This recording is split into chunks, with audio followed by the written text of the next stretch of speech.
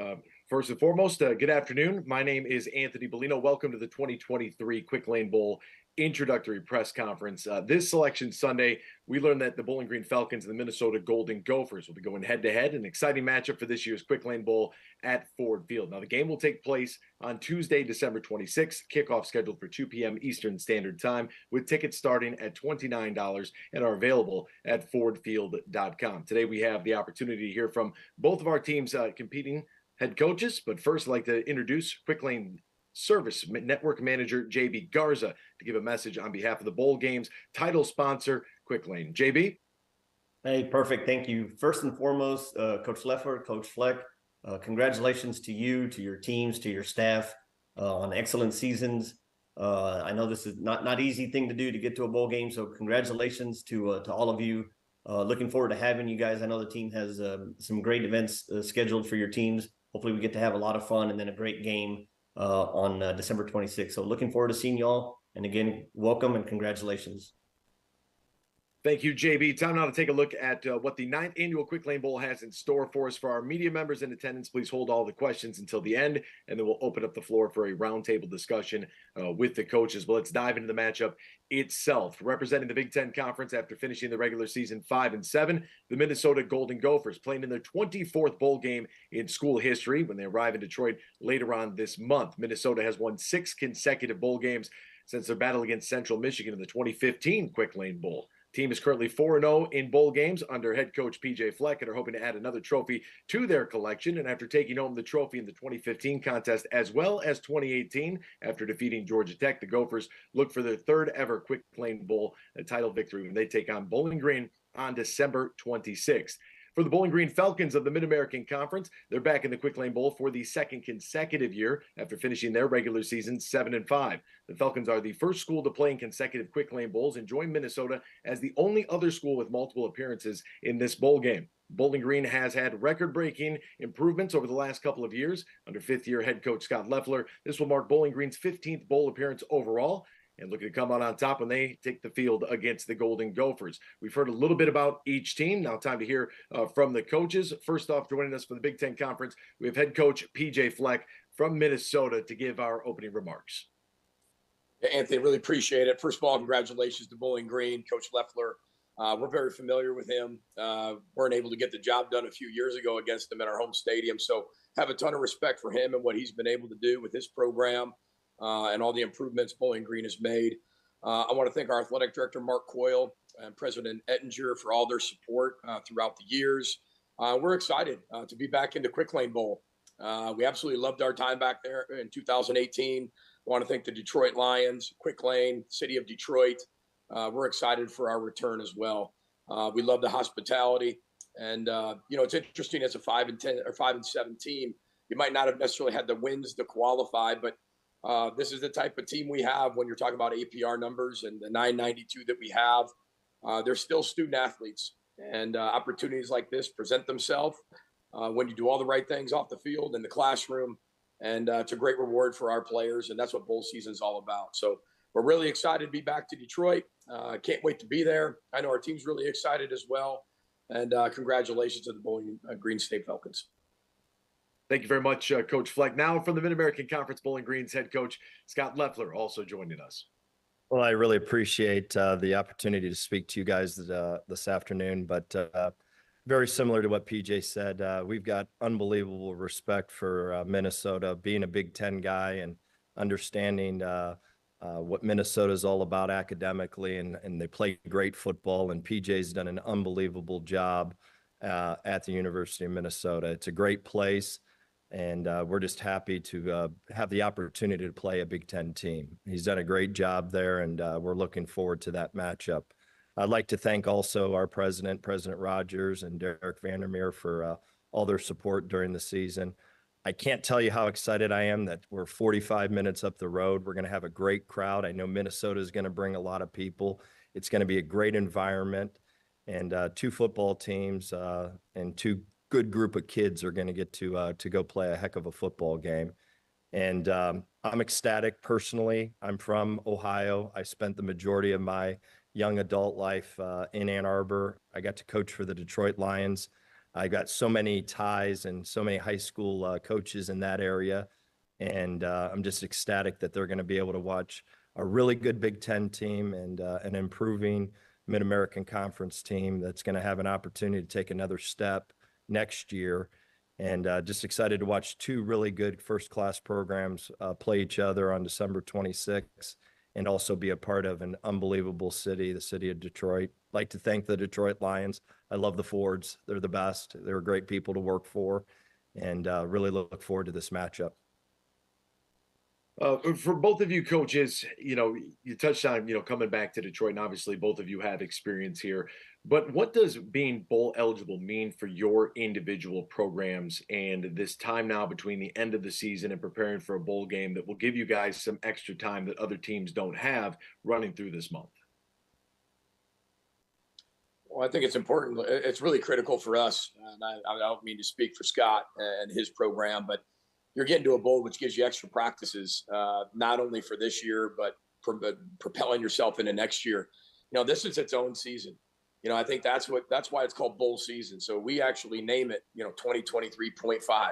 Whatever happened in 23 is done and over with. You either got rewarded for your performance or you did not. 24 is still, a few months away or a few weeks away. This is that time. That's why it's its own season. And we've really taken on that 2023.5. What we've learned from 23, what's exciting about 24, but it gives you opportunity for some more practices, your players to be around, the program, being around you, being around your families, especially as it leads up to the holiday season. And then for them to be able to bring people to Detroit, really celebrate the holidays in Detroit, all be together amongst this brand new season of bowl season. And it's really exciting. It's all about the players. It always has been. Bowl season's always that way. And I think that's a reward for all of them. So it means a lot. I don't mean to speak for Scott, but I know he feels the same way. I'm sure that it's all about the players. It's a reward for all their hard work, the staff's hard work, and the family's hard work. And that's what we enjoy the most, is getting all of our families out there, getting all the players' families out there, and really celebrating the holidays and college football together. Yeah, I agree. PJ couldn't have said it better. This is an unbelievable opportunity to say goodbye to your seniors, be around your seniors one more time, and really hope that both groups of seniors really perform really well. Some of them, it's going to be their last opportunity to ever play football again. The blessed ones are going to get to go have the opportunity to play in the NFL. And just like PJ brought up the opportunity to develop and to parachute into 2024. We've both got a bunch of young football players on our team that we've got to develop, mentor, and it's 15 opportunities. It's like having another spring practice. So being able to be around your guys in the month of December, being able to reward the families, reward the coaches for their hard work. PJ couldn't have said it better. We philosophically believe in college football. I've known PJ a long time, and he's done things absolutely right in his career. And so philosophically, we have the same beliefs, and we just want both Minnesota and Bowling Green to go out and play a great football game. And obviously both programs want to win, but there's a bigger picture to the whole thing other than the win-loss. For both coaches here, I want to get a little bit of your perspective on the ever-changing world that is college football. All of us, in the media have been following along with the numbers that are in the transfer portal. So how do you go about, handling all of that while trying to schedule practice, while trying to, make your recruiting visits and everything else? It feels like there's a whole lot on the plate now for the head coach of a college football program. The plate's not getting any bigger. So how are both of you going about that? Do I have to keep going first, Scott, or you want to go first? You go first, man. Hey, listen, you got it, brother. Well, first of all, change is inevitable, right? Whether it's the National Football League, whether it's college football, whether it's high school football, whether it's your family, change is inevitable. It just happens. But I will say this is that, if you look at a schedule book of any head coach right now, it's amazing what we are doing, what our staffs are doing, even what our players are doing, because this profession's turned into the college football coaches. You're not only the coach, but you're also the GM, You're in charge of salary cap now, where the NFL has a complete department just for that. You're the president as well. You're the head of marketing for your program. You're the CFO. It's everything. And most companies have massive branches just for that department. And now it's shoved right on just one guy's plate and or the staff's plate. But that's what we do. We adapt and we go. And one thing I'll tell you is that the NIL has been, and transfer portal, the original thought process of it and why it's invented is 100% the right reasons. It's to allow student athletes to be able to benefit off their name, image, and likeness, and to be able, if they're not playing somewhere, go somewhere else, go for a different experience, and maximize those experiences. When those two things start colliding in recruiting and become the focal point of where we are now, I think this has been a long time coming. And even NCAA President Charlie Baker came out with some more news, which, I can appreciate, new ideas finally coming out of the NCAA. And I look forward to some of those new changes actually being applied, but a lot of them have a lot of different effects on different programs and different conferences as well as we keep moving forward. But the original intent and what's going on right now, all for the portal and NIL and anything our student athletes can benefit from, because I think we're in this position for a lot of decisions that were made a long time ago. But when you see it where it is now, when it combines with recruiting and tampering and all those other things, that's what's really hard to really like it all the time. Now, I think it's beneficial for all the right reasons, like we talked about earlier, but it is an adjustment. It's an adjustment for everybody. And I think we're all starting to see it. And whatever you're going on right now is basically what you've had over the last 2 years. You're starting to feel the effects right now. And if you're ahead of the curve and you have the resources to be ahead of the curve, you're probably ahead of the curve right now. If you didn't have those resources, you're playing catch up right now. If you don't have the resources right now, you're going to be catching up 2-3 years down the road. So it is a very unique environment in college athletics. But I do know this, and I don't mean to speak for Scott and Coach, but we're going to run our program and make value-based decisions based on them being student athletes, academically, athletically, socially, and spiritually, period. That is what we are going to do. How NIL and transfer portal continue to fit into that, it can fit into that. We're showing how that can fit into that. So, you don't have to follow everybody else. You can create your own path in it. You can do it your own way. We have great support from Mark Coyle, our athletic director, and our president, Ettinger. And so it is a unique time. But, again, you've got to be able to believe in what you believe in. And here at Minnesota, we're going to continue to make those value-based decisions. And a lot of our student athletes are benefiting off those value-based decisions in every area of their life, including financial. Yeah, I agree with PJ in terms of we're in hands down the most unique time ever. It's nothing that I signed up for or PJ signed up for, but the area that I totally agree with PJ is there's a lot of positive with the transfer portal. There's a ton of positive with name, image, and likeness. Now we got to get it under control. We've got to have some parameters that athletes can benefit from both. And just like he said, it's a time right now that it's a little bit of the wild, wild west, but we've got smart people. There's a lot of smart people in this world that can figure this out. We can contain it. We can control it. We can make it right. And I think student athletes are going to benefit from it, but we need to obviously get some type of regulation or rules around this thing. I mean, it's like anything else. 90% of everybody, anything is good. A lot of times we hear only about the 10% that is bad. And I really honestly believe this thing and this new generation of college football is really going to benefit the student athlete. But at the end of the day, any good business is hitting the same things that PJ is talking about. You got to bring people in that have great integrity. You've got to hire great coaches. You got to bring people in that love the university and want to do right, that still want to get an education. And I just think this addition of being able to pay a player for his name, image, and likeness is going to be an extreme positive. We just got to get our arms wrapped around it.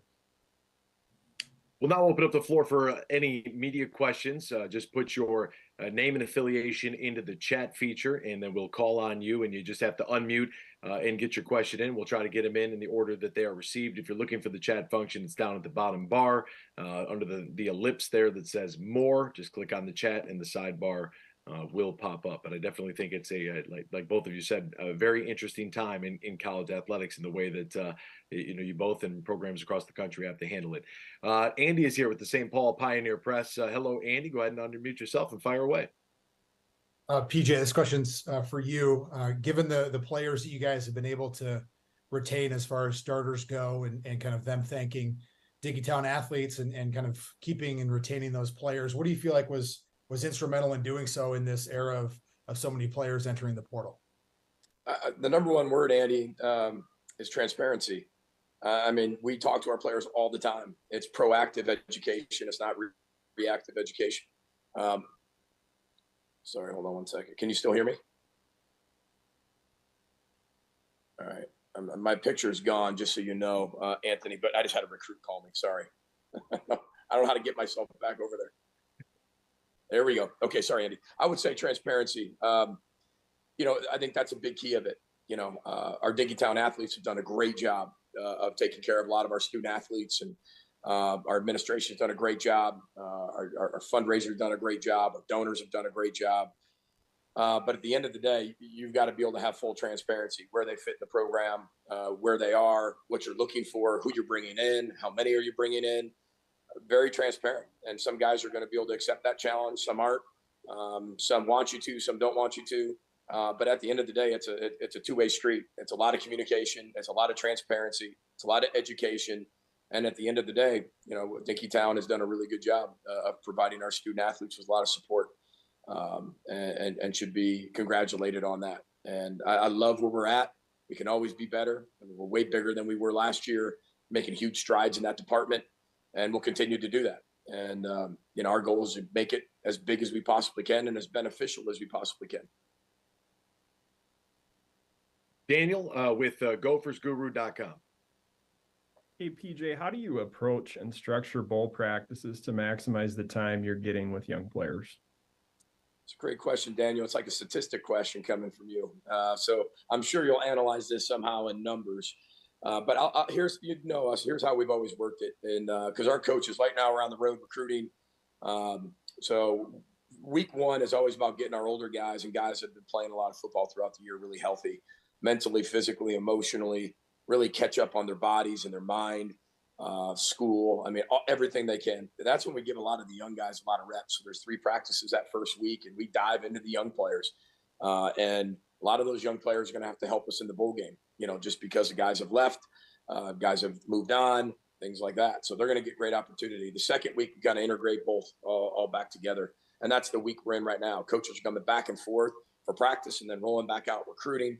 We got official visit weekends coming up with high school and portal players. So we're doing that. But the second week, it's a little more Minnesota versus Minnesota, with a little bit of Bowling Green. Our coaches have already started to game plan the minute we know our opponent. We're very familiar with Scott and Bowling Green, obviously, taking care of business at Huntington Bank Stadium the way they did. So we're familiar in that way, which gives us a little head start. Same with them, I'm sure. And then you get into week 3, and that's when we really start diving into really the scout team reps. I'm a big guy that makes sure that everything's done prior to even getting to the bowl game. We do a little bit of adjustment once we hit the bowl game, and do a little bit more, but it's really the nuts and bolts that are done that 3rd week. And then the 4th week, I mean, you're prepping for the game, in the practices. So, but you're constantly going back and forth. I think we go out there the 22nd, but everything prior to that is, signing day's the 20th. So it's a race to signing day. It's a race to get the portal players in here. It's doing everything you can to make sure you have the team, and then you're bringing your portal players the best way you can to the bowl game and doing everything else. There's a lot on everybody's plate. Players are finishing up with finals, but that's the exciting thing about college football. There's nothing stale. There's nothing boring about it, and you're never sitting around. And that's why we all enjoy what we do. There's always action. So that's how we're handling it right now. Getting some guys back from injury, which is great, getting them healthy, and but also getting a lot of those young guys reps who are going to have their first experience or some of their next experience at the bowl game. Greg from Defiant Takes Football. This is for Coach Loeffler. Coach, you started 2-4, seemed to turn it around on the road against Buffalo. How much did an opportunistic defense and special teams play in that turnaround? Absolutely. We're playing really good defense right now. I think from the time we started the rebuild of the program, our philosophy was we're going to recruit as many D linemen as we possibly can, and everything started with defense. I'm an offensive guy, but I understand that if they can't score, you've got a chance. And offensively, you can always manage the clock, play field position football. The old school ideology of a punt is a good play is still around. I mean, it's all about protecting the ball. It's all about getting the ball back. It's all about being able to create explosions and prevent explosions. So I think we've done a really good job with that. The beginning of the season, just like any team that had a 35-person transition because of the transfer portal, I don't think at the beginning of the season we really knew who we were. And as the season progressed, we really learned how to take care of the ball, how to get the ball back. I think right now, and I know and I believe that we're playing as good as football as any Mid-American Conference team in our league. But at the beginning, it was rough. And then what really, not to ever make excuses, but the biggest challenge for us was after the Michigan game. PJ got to play Michigan. That was one of Michigan's by far best football teams that I've ever seen or been associated with. And we took a physical beating. We did not even go into a practice mode until Wednesday. We couldn't even get on the field. So the beginning of the season was a combination of really not knowing who we were and combination of we took a ton of injuries at the beginning of the season, got healthy, figured things out, and started playing some consistent football. The whole objective of this season for us was to learn to become consistent. And it took us till really week 5 to start figuring out how to become consistent. And I think we've really taken a huge jump in our program in terms of consistency. Do we need to get better? You're damn right. But we've made it the step that we wanted to make this year in terms of playing consistent football, good football. Randy with the Star Tribune. Yes, PJ, with Ethan Kellick-Mass entering the transfer portal, what is your quarterback situation for the bowl game? Is it Cole Kramer your likely starter? Have you had to move somebody over to fill in a third spot there? I mean, yes, no, yes. Cole Kramer will start for us. There's really no other option. But I'll say this in a good way. Cole Kramer's played a lot of football, and he's played a lot of football for us at the quarterback position. We stayed pretty healthy there at that position. So, he didn't necessarily go out there a ton this year. He's really evolved from more of a wildcat quarterback to a real quarterback over his time here. And then you have Max. Max will back him up. And then if we get to that position, we have plenty of options. I think all coaches go in with major contingency plans in case something drastic happens. But Cole Kramer, we have 100% belief in. He's been waiting for this opportunity for a long time, and really excited about his leadership and what he's been able to do since he's been here. He's been here for a long time. He's an Eden Prairie, Minnesota kid, and loves the Gophers, and he's got a great opportunity in front of him to go against a really good football team. So, but I'm really happy for him, and this is what the resolve and the resiliency and the stick-to-itness gives you as an opportunity when you do that. Some things outside your control is an opportunity for you to go show what you can do. And I'm really proud of him, and the team loves his leadership. Michael with the Toledo Blade. Hi, PJ. Obviously, there's been a lot of time between the last time you guys played BG in 2021 in a lot of games. But is there anything that you remember specifically about that game or that BGSU team from when they came to Minnesota a couple years ago? Yeah, I mean, it's basically what Scott just said. I mean, they took care of the football. They created explosive plays. They were able to keep our offense off the field. They were able to sustain drives. I mean, I think I have to look back on it, but the time of possession was really close. If not, they won it.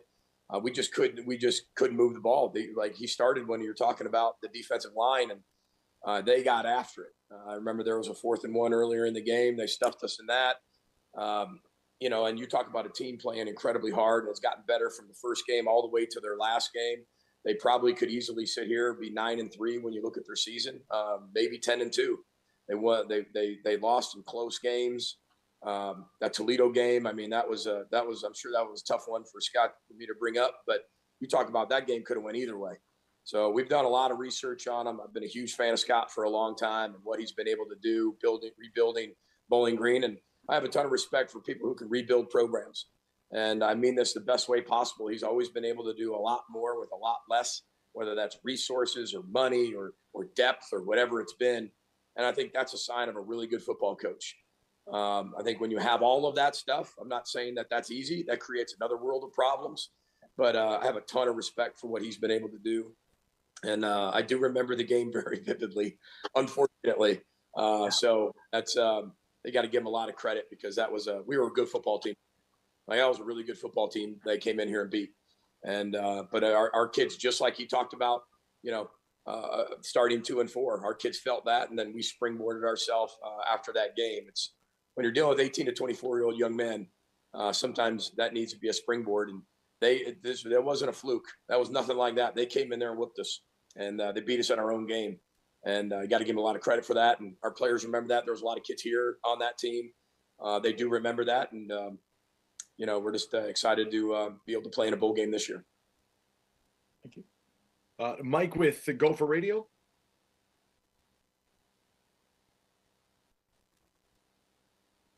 Is Mike still there? He's probably muted. He could be muted. Where is he at? There we go. Sorry about that. Couldn't find where I unmuted. Sorry, Coach. Told you.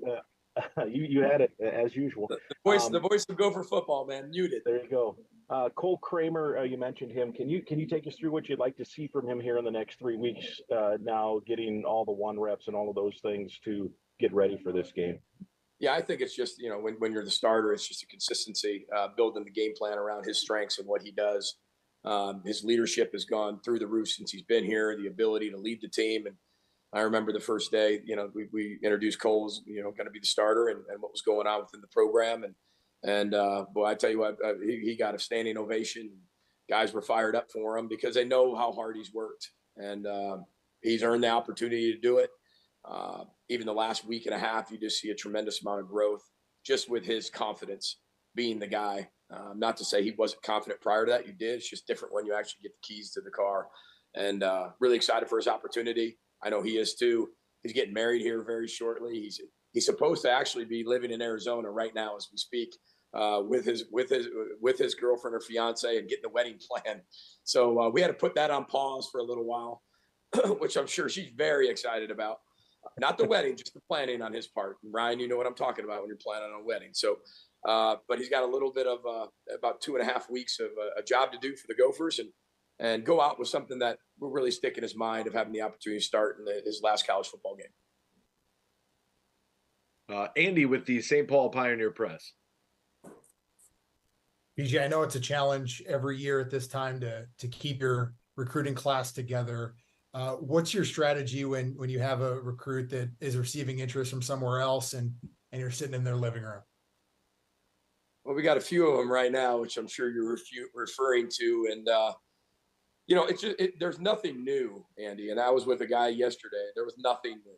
I'm not, it's the same thing. I actually got done talking to him and, I can talk. So about 45 minutes, I actually took a breath. And then I was like, that sounded like the first time I ever talked to you, didn't it? And this is like the 50th time I said the same thing. You're reiterating because it's exactly what you are, exactly who you are. It's the exact reason why you picked us. And, again, some people come in late. It's a new flashy, shiny object. That happens. And, we've had that happen to benefit us on our end, and just a reverse cycle. It's just like the portal. Everybody wants to say why they don't like the portal. Well, we've benefited off the portal. Scott has benefited. There's always good. There's so much good in so many things. And then there's obviously, getting towards signing day and you've got some guys that are coming in and rightfully so. You just hope that they value the things that they say they value. You hope that they rekindle that spirit of why they picked you. And I hope that they stay true to that because it's very easy in a short amount of time to influence really young people and their families. And now with the NIL and the portal, and tampering and money. I mean, whatever it is, it can change a lot of places really quick. But I feel really good and really solid with the majority of our class. There's always going to be 2 or 3, like every single year you're always worried about. You just worry a little bit more now because of the resources that some people have that maybe you just don't have up to that level. We'll go over to Danny now with the Detroit Lions, DetroitLions.com, Sirius XM, and Big Ten Network. Danny? Thank you so much, Anthony. This is for both head coaches. You both talked about how meaningful this game is. So I just want to know if even if it is like a whole nother season, like Coach Fleck mentioned, what is the big mantra, the big calling card that you'll lead your team into this game with, that you'll really, the number one thing that you'll emphasize really? You can go ahead, Scott. Good. Thanks, PJ. Hi, Danny. How are you? I'm good, Coach. Good to see you guys. Good to see you. Just the opportunity, number one, to be able to play in a bowl game. I mean, it is very hard in both conferences, both the Big Ten and the MAC. It's so competitive. Everyone is so similar, particularly in our league. Everyone is very, very similar. And being able to find a way to become bowl eligible and having the opportunity to play, that's one. It's having a little gratitude for your work. And then second, obviously, the opponent. I'm ecstatic that we're able to play a Big Ten team. You want to always play someone that's better than you, especially in a bowl game. And you want to go out and be able to perform against the best of the best. I mean, are you kidding me? We're getting an opportunity to play against Minnesota in Detroit, 2:00, first game of the bowl season after Christmas. It's going to be great. And I know both teams are going to be excited to play. But ours is a lot of gratitude. And then second, the opportunity to play a Big Ten football team. So it's going to be a really great day for both programs. Yeah, Danny, thanks for the question. Yeah, I mean, I would echo his message, and we've talked about we're just grateful to be in it. I mean, he's bowl eligible by his wins. We are not. So we were technically out. And then when we talk about, it just gives a lot of it backs up exactly, what we talk about. Now, academically, that's why we're in this bowl game. Maybe on the field, we didn't have enough wins, but we talk about why these young men are student athletes. It's celebrating their success, not only on the field, but also in the classroom. And we're the example of that this year. We're the only 5-7 team to go in. We were the only Big Ten West team to beat a top 25 team on the road. We've done a lot of really good. Unfortunately, we got hit with some reasons, and like everybody does, and sometimes injuries affect people a little different than others. And ours got us with some really key players for the majority of the year. But we look forward to having a lot of guys back. And like I said, that's why we make it 2023.5, because it truly is a different season. It's a reward for what you did in the regular season. And for us, unfortunately, it wasn't for the on-the-field win-loss, but it was for our academic progress rate, which we take very, very seriously here. I mean, they are students first. And until somebody tells me differently that doesn't matter anymore, I'm always going to promote the student athlete, not professional players, because they're still not. They can act like it, they can say they are, but they're still not, because they're still going to class, they're still earning degrees. And that's our job ultimately as a coach. We're all in this to coach and make a difference. And you got a very short platform to do that and a very short time frame to do that. We're going to do it the best we can. So I echo what Scott said with the gratitude, the reward. It's so fun to be able to be involved in the bowl season, and it really, truly helps you. I'm telling you, it really helps you connect your team, keep them really close together during the holiday season. I mean, sometimes you get to this point, you don't go to a bowl game, and you hit right after finals, and your team's gone. You don't see them for 4 weeks, and you're not sure if that's the last time you'll ever see them. Idle hands of the devil's playground. You just never know, what they're going to do. And now you just get a chance to be around them, keep connecting your team, not only for the bowl game with a great opportunity, but also into 24. Randy with the Star Tribune. Yeah, PJ, last week, Matt Rule, Nebraska coach, came out and said that the going rate for a good quarterback in the transfer portal is $1 to $2 million. Has that been your experience when looking at players in the portal? My personal experience? Well, I know that. I would actually tell him that's probably accurate, but my own experience, absolutely not. For our program. To interrupt, it is at Bowling Green. We're into that market of 1.5 per back. I'll tell you this, Randy. We just got one committed actually from the portal, and One thing I love about the young man we just got committed is that was the last thing ever even talked about. In fact, that wasn't even talked about until after he committed. So you're always looking for the right fit. And yes, that is a true statement that Matt Rule said. And that is true. That's out there. That's not just that position. That's almost every position. I've heard numbers this week, whether real or not, that just make your jaw drop, that are pretty much most of our entire NIL. And I believe in the majority of our team as best I can. We'll always find a way to be able to earn some type of income, some type of name, image, and likeness the best they possibly can. But those are true statements. Now, that's not necessarily maybe what or how we do it. Like I said, I mean, we were able to, I think, get a really, really good one. I mean, a really special one that's got almost a 4.0 and in kinesiology and wants to be a doctor and really smart and has thrown for a ton of yards and is an unbelievable leader. And, I still think that value, it's all based on what people value. So yes, that is a true statement, but that doesn't mean everybody values that. And so my job is to make value-based decisions. What does our university value? What do I value? What does that family value? What does the kid value? And I'm not saying money can't be a part of it, but if it's number one, right, that's going to be, and that doesn't match. See, sometimes people they get it wrong when they say, well, that's how a school is willing to commit to you. Well, that's not true. I mean, the money value doesn't mean that that's the commitment level to you. The investment in your life, period. And that's a piece of it, but not everything. The academic piece, the social piece, the spiritual piece, the academic piece, your whole life. These are 70-year decisions. This isn't a 7-month decision. And that 7-month decision could be the worst decision you made in your life. And some of it might not even be real when you get there. Might not even be there.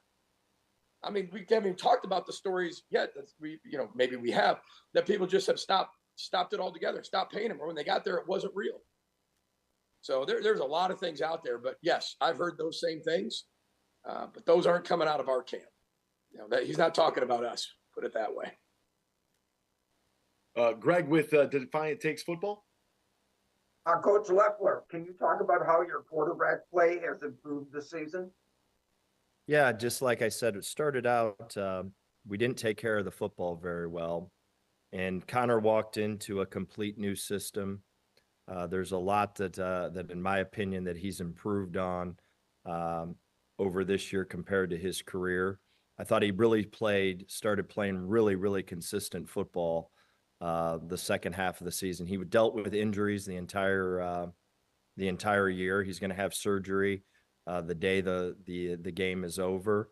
And we've got another guy that's unique in our program named Cam Orth that we play him in situational situations. He probably plays a little bit more than that. We both felt, our entire staff actually felt, the reason for the two-system quarterback, which is completely not me whatsoever. I don't like it. I don't believe in it, but I literally could not look at either of them in the eye with how they performed during training camp and go, we have just one starter. It wasn't the right thing to do. And just like PJ said, the world that we live in right now, you got to adapt, you got to adjust, you got to do what you have. And we have done that. But just sit here and say that we're a believer of a 2-quarterback system, we're not. But we've made it work. Both guys have bought into it. Both guys have helped the team. Very unselfish guys, both of them. Both have improved in areas. And we need to make another jump with both of them. We'd make another jump with both of them over this offseason between their surgeries and all that other stuff. And have a really good summer. I think we're going to have some really good quarterback play at Bowling Green next year. And obviously, it takes great fronts. There's no doubt about it. We believe building a program is about offensive line, defensive line, but you got to have a quarterback. And we've got 2. And we're very excited to have both of them on our team. They both have done a great job. And my hat's off to both of them, to be quite honest with you, because that's not an easy thing to do. But it goes back to our values with our team. We're a team here. There's the unselfishness you got to put on the shelf and save it for another day at Bowling Green. So I'm very grateful to have them both, to say the least. Our team is very grateful to have them both. Coach, I think it's in the best interest for both of those two young men to have their surgeries now. Hey, you know what we can do? Because I've been on the sidelines of Detroit. I think we were playing Tennessee, PJ, on Thanksgiving, just getting our brains knocked in. We lost 3 quarterbacks, and I'm on the sideline, PJ, doing center quarterback exchange in cadence with a wide receiver in a pro football game. Go figure that one out. So, you know what we can do is we can trade quarterbacks. You know, your guy comes over and plays for us, and vice versa, and we could just do that. You know. And we'll wrap things up with the media portion with Michael from the Toledo Blade. What would we call that? All-time quarterback? Remember that we were growing up? Yes, all-time. Yes, we could have an all-time quarterback. We could do Zoom meetings, install each other's offense, and let's just go. You know. Hey, listen, we don't need any of you guys from the media. Scott and I will just handle the rest. We'll figure it out. I'm sure we can do it. We will. That'll be good. I'm so sorry. Somebody's up. That's all right. Hey, Scott, Michael with the Blade. Kind of going off on the quarterback situation. You know, on social media, you guys have posted that Connor and Camden are, you know, going to be returning and just, you know, including next year. You know, how big is that just for the program to have those two guys who have built so much chemistry and camaraderie? Just how big is that for you guys, not only for the bowl game, but going forward into next year? Yeah, and the reason that we started doing that, Michael, is, you know, I'm a big believer in if a guy has an opportunity to move on and better himself, we want that to happen. There's no question about it. It's like having an assistant coach that gets an opportunity to go to Minnesota, Michigan State, Michigan. Of course, I'm going to endorse that guy and try to get him that opportunity. And then there's some guys in the portal that are just dying. They've done things the right way. They've graduated and they just want to play.